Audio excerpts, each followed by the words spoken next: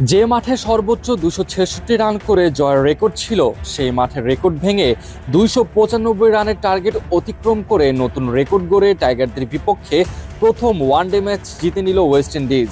Rutherford এবং Shai Hope এই দুই ব্যাটারের দুর্দান্ত ইনিংসের উপর ভর করে অনায়াসে প্রথম ম্যাচ জিতে যায় উইন্ডিজরা। 295 রানের টার্গেটে ব্যাট করতে নেমে শুরুতেই তানজিম সাকিবের ধাক্কা খায় ওয়েস্ট ইন্ডিজ। দলীয় 27 রানের মাথায় তানজিমের করা বল ঠিকমতো ব্যাটে বলের সংযোগ ঘটাতে পারেনি। ফলে তানজিম সাকিব এলবিডব্লিউর আবেদন করলে আম্পায়ার সাথে সাথে আঙুল উঁচিয়ে আউট জানিয়ে দেন ব্র্যান্ডন কিংকে। যদিও পরবর্তীতে রিভিউ নেন ব্র্যান্ডন, তবে তাতে কোনো প্রকার কাজে দেয়নি। আম্পায়ার তার সিদ্ধান্তে অনড় থাকেন, যার ফলে 17 বল মোকাবেলায় মাত্র 9 রান করে প্যাভিলিয়নে ফিরে যান এই ব্যাটার। এরপর প্রথম উইকেট পড়তে না পড়তে আরও একটি উইকেট তুলে নেয় বাংলাদেশ। নাহিদ রানার ছোড়া 139 কিলোমিটার গতিবেগের বল ঠিকমতো বুঝে উঠতে পারেননি লুইস, তিনিও শিকার হন এলবিডব্লিউতে। আর এই এলবিডব্লিউর ফাঁদে ফেলে নাহিদ রানা সজোরে আবেদন করেন আম্পায়ারের কাছে। আম্পায়ার সময় না নিয়ে বরং সাথে সাথে আঙুল উঁচিয়ে দিয়ে জানান দিলেন লুইস আউট, যার ফলে 30 বলে মাত্র 16 রান করে প্যাভিলিয়নে ফিরে যান এই উইন্ডিজ ব্যাটার। 27 রানে যখন পরপর দুইটি উইকেট পড়ে যায়, তখন দলকে চাপমুক্ত করার জন্য ওয়েস্ট ইন্ডিজের দুই ব্যাটার কার্টি এবং শাই হোপ দুজনে মিলে চেষ্টা করেন জুটি গড়ার, এবং একটা পর্যায়ে 20 ওভার শেষে এই জুটি অর্ধশতকের উপরে উঠে যায়।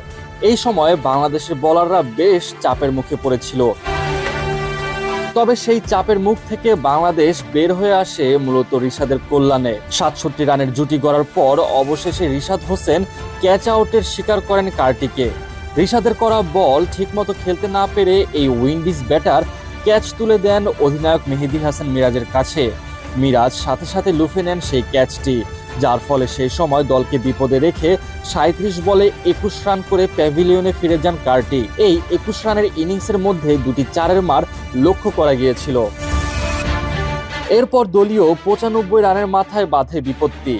নাহিদ রানার 143 কিলোমিটার গতিবেগে ছোড়া বাউন্সার ঠিকমতো ব্যাটে বলে সংযোগ ঘটাতে পারেননি শেরফেন রাদারফোর্ড। বল গিয়ে সরাসরি লাগে রাদারফোর্ডের হেলমেটে। এরপর কিছু সময়ের জন্য খেলা বন্ধ রাখেন এই ক্যারিবীয় ব্যাটার।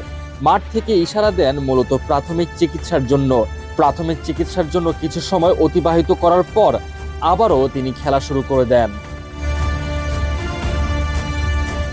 এর মাঝে অবশ্য শাই হোপ নিজের ব্যক্তিগত হাফ সেঞ্চুরি আদায় করে নেন। অপরদিকে রাদারফোর্ড দুর্দান্তভাবে নিজের খেলা চালিয়ে গেলেও একটা পর্যায়ে এসে তাসকিনের বল ঠিকমতো ব্যাটে বলের সংযোগ ঘটাতে না পারায় রাদারফোর্ডের হেলমেট ভেঙে যায়।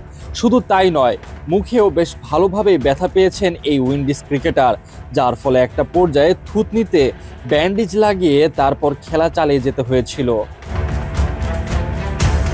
ওদিকে প্রায় সেঞ্চুরি করতে যাওয়া শাই হোপ ব্যক্তিগত 86 রানের মাথায় মেহেদী হাসান মিরাজের বলে ক্যাচ আউটের শিকার হন জাকের আলী অনেকের কাছে।